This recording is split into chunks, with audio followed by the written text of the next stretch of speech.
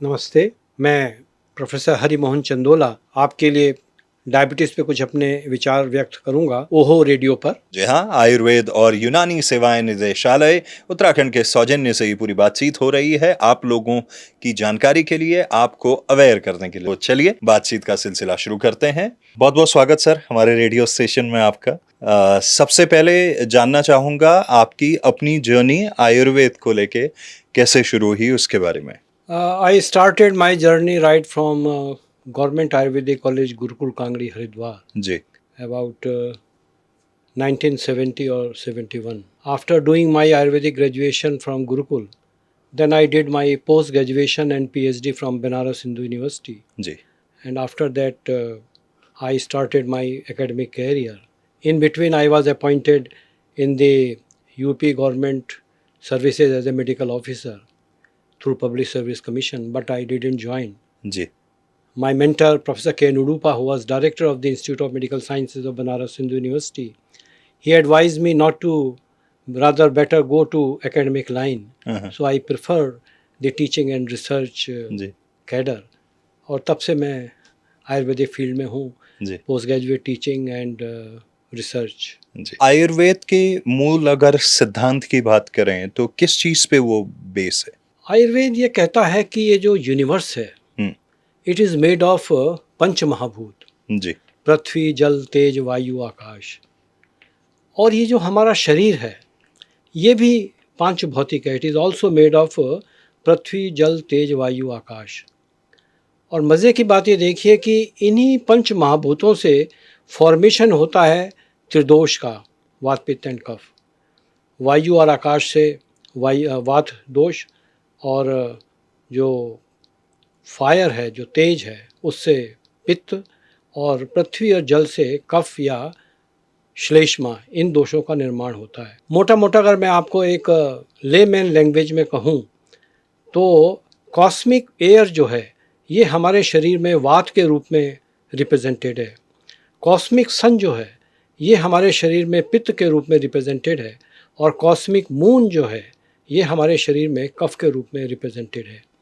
और ये vata pitta kapha, these are actually the biological rhythm and they regulate the entire human physiology. Ayurveda में जो human physiology है that is well integrated with the cosmic physiology. इसलिए जो universe में जो चेंजेस होते हैं, जो ब्रह्मांड में जो परिवर्तन होते हैं, वो डायरेक्ट हमारे बॉडी को और हमारे फिजियोलॉजिकल सिस्टम को प्रभावित करते हैं। जब तक ये तीनों दोष इक्विलिब्रियम में हैं, vata pitta kapha, we are healthy. And when equilibrium of vata pitta and kapha is disturb, then we are susceptible for various disease and disorder. तो एक तो फंडामेंटल प्रिंसिपल पंच महाभूत और त्रिदोष का है। अब जब हम त्रिदोष की बात करते हैं, बायोलॉजिकल रिदम की बात करते हैं, तो उसी में life rhythm, dietary rhythm, seasonal rhythm, solar rhythm, ये सारी बातें आती हैं। और अभी रिसेंटली जो एक नोबेल प्राइज़ भी मिला था वो सर्केडियन रिदम से रिलेटेड रिसर्च पे ही आधारित था। दूसरा एक और जो आयुर्वेद के फंडामेंटल प्रिंसिपल्स हैं, जब हम ड्रग की बात करते हैं, मेडिसिनल प्लांट्स, मेडिसिनल हर्ब्स की बात करते हैं, तो इसका जो मूल सिद्धांत है वो 6 जो रस कहे हैं, मधुर, अम्ल, लवण, कटु, तिक्त, कषाय, तो इसमें भी जो है वो पंचभौतिक स्वरूप है। तो ये भी हमें ध्यान में रखना चाहिए कि जो टोटलिटी है, जो होलिस्टिक अप्रोच है मेडिसिनल प्लांट की, वो भी डिस्टर्ब नहीं करनी चाहिए। रिसर्च लुक्स ग्लैमरस, और हर मेडिसिनल प्लांट में डिफरेंट ड्रग मॉलिक्यूल हैं, एल्कलॉइड हैं, लेकिन जब थेरापेटिक एप्लीकेशन की बात आती है तो we prefer to use drug as a whole. So the holistic approach of the drug should not be disturb. We should live with harmony with nature. Nature भी पंच महाभौतिक है, हम भी पंच महाभौतिक हैं, इसलिए दोनों के बीच में एक तादाद में होना चाहिए।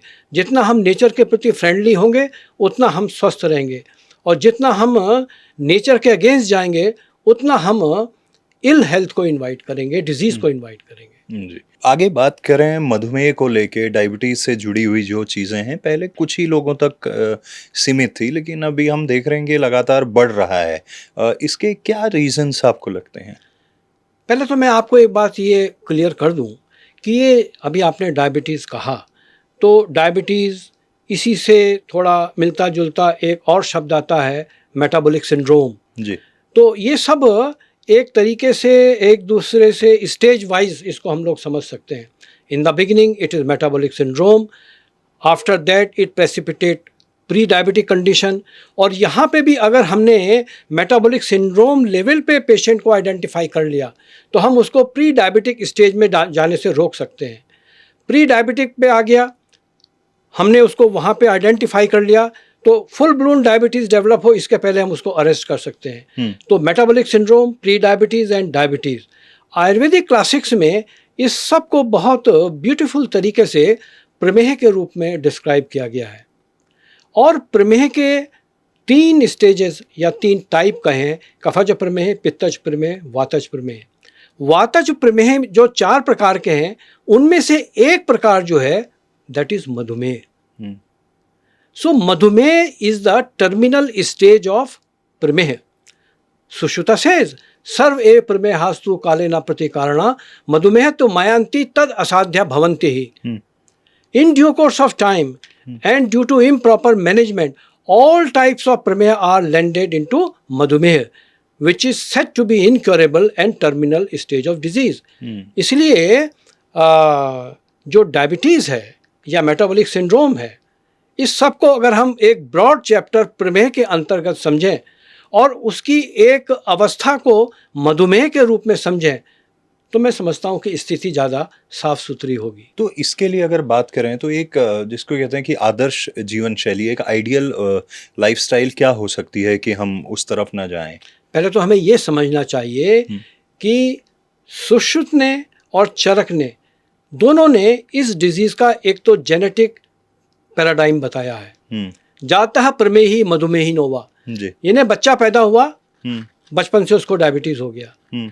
तो ये जो है जातः प्रमेही मधुमेहिनो जो बचपन से हो रहा है उसको सुश्रुत ने भी कह दिया कि ये जातः प्रमेही जो है ये मधुमेह है और ये असाध्य है। चरक ने फिर ये भी कहा कि ये एक कुलज विकार है जो बीज दोष के कारण है, और बीज दोष जो मैटरनल और पैटर्नल दोनों साइड से है।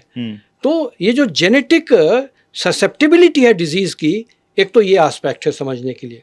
दूसरा उन्होंने कहा अपथ्य निमित्तज प्रमेह, जो एडल्ट अवस्था में आने के बाद जो आपने अभी बात कही, due to defective diet, defective life style, जिसके चलते ये सेडेंट्री लाइफ स्टाइल हो गई, और हम जो है ऐसी डाइट ले रहे हैं जो कि अपथ्य कहा उसको है, the diet which is rich in carbohydrate and rich in fat, jaggery milk product, jaggery और जैगरी के वेरियस जो प्रोडक्ट हैं उनका अत्यधिक सेवन, ऐसे एनिमल्स का मीट जो वाटर वाले एरिया में रहते हैं।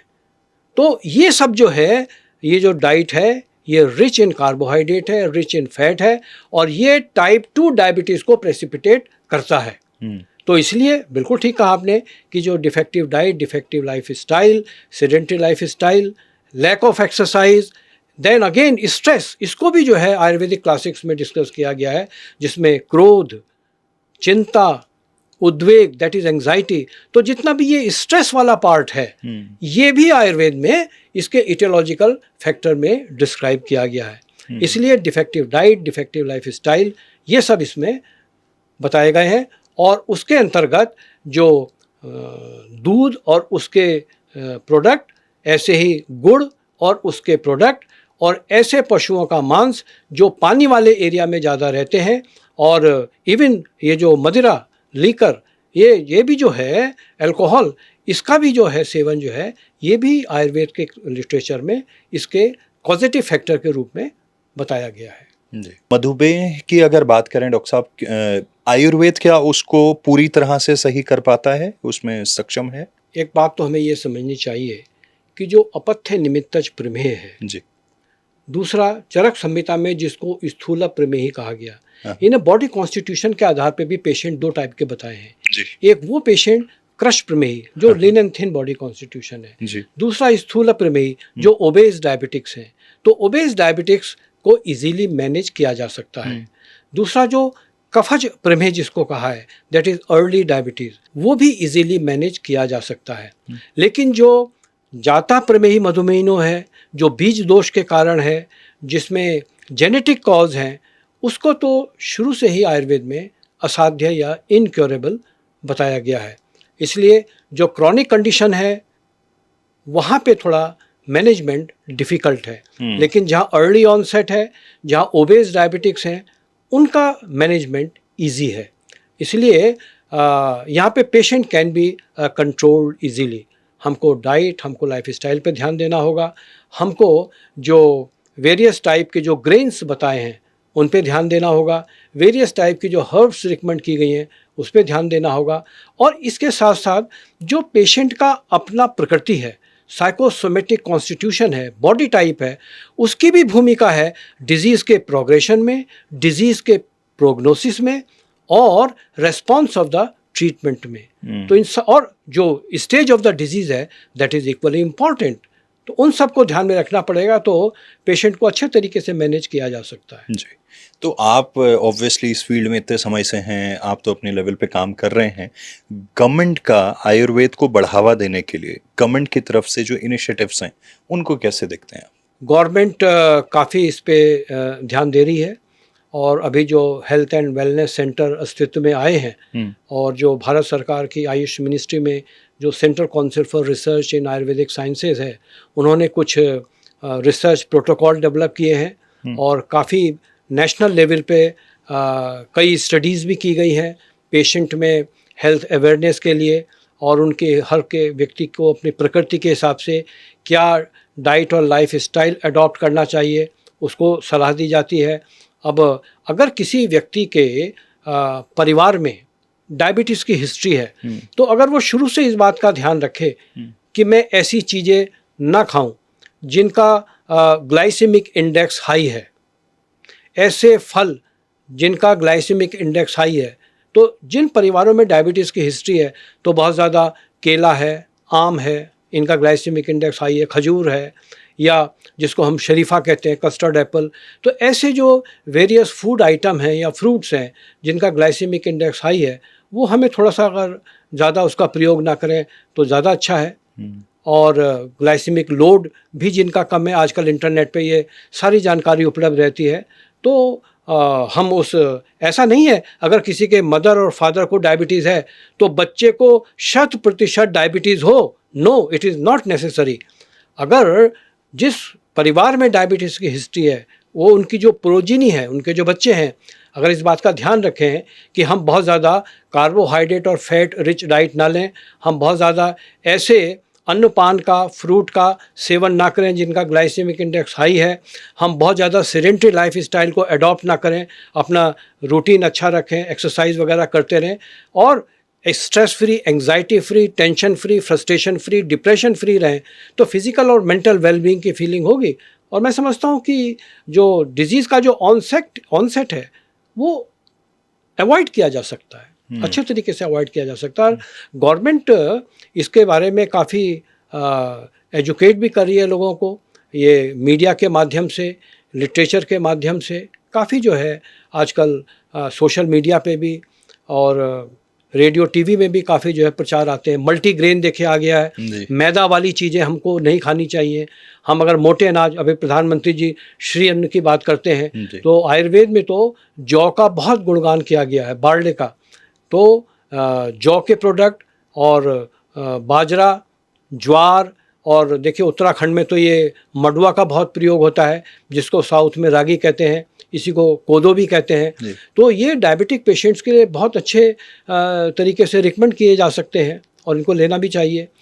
आयुर्वेद का देखिए उत्तराखंड में इतना असर है, प्रभाव है, पहाड़ों में दारू हरिद्रा बहुत होती है, बेरबेरिस एरिस्टेटा, तो ये इसमें काफ़ी इसका ये कारगर है। विजयसार का पेड़ होता है, टेरोकार्पा मार्सूपियम, इसका बार्क निकालिए, और जो अंदर का हार्टवुड है, कास्ट, उसके ऊपर बहुत रिसर्च हुई है। चरक में भी आयुर्वेद के डिफरेंट क्लासिक्स में इसको रिकमेंड किया गया है। और साइंटिस्ट ने जब चूहों में एलेक्सॉन इंजेक्ट करके डायबिटीज़ पैदा किया, और जब इस विजयसार, टेरोकार्पा मार्सूपियम, जिसको बीजक और असन भी कहते हैं, इसका एल्कोहलिक एक्सट्रैक्ट जब उन डायबिटिक रैट्स को दिया, तो न केवल ब्लड शुगर नीचे आया, बल्कि इंसुलिन का भी लेवल जो है वो ऊपर गया और इंसुलिन रिलीज करने वाले बीटा सेल में रीजनरेशन तक पाया गया। विजय सार का इतना अच्छा स्टडी हुआ है। आज देखिए जब कोविड का इशू हुआ तो गुडुची गिलोय की बहुत महिमा गाई गई। तो ये जो गिलोय है दैट इज